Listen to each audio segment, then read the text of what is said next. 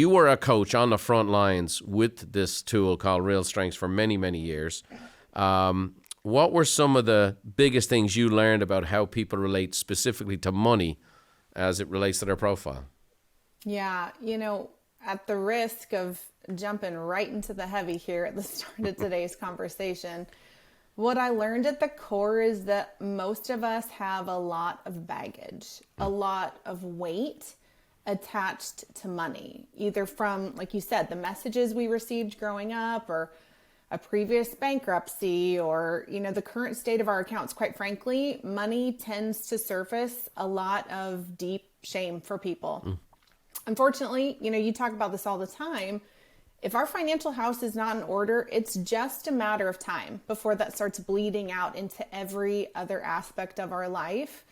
And, money is probably the single hardest topic for most people to talk about on a coaching session. What I know, though, is the only way to eradicate that shame, to drop that weight, to truly experience the financial freedom that we work towards here in coaching, is to talk about it. We've got to pull that elephant out from under the rug, lean into the discomfort, be willing to, get help and get vulnerable. And while sitting in that discomfort with clients and that pain is heart-wrenching, those are the conversations that are hands down the most rewarding in coaching.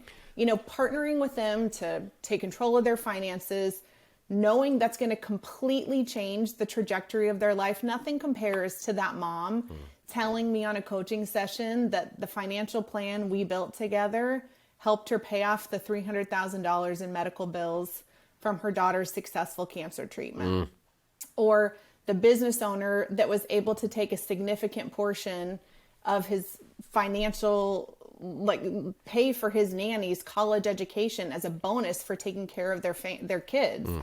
Those are the stories that fuel today's discussion, because I know that if we can use their income to fuel their version of the good life, everybody listening today can work towards that same payoff. And it's all about the backgrounds, right? I mean, you might have been raised by a spender and a saver. Yeah. For me, we all have these records, right? My mother, at the end of our meals, and again, you talk about food insecurity, our mother was like, think of the starving children in Africa. That was a very Irish thing to say. And that meant I had to eat whatever the last of the potatoes were or whatever.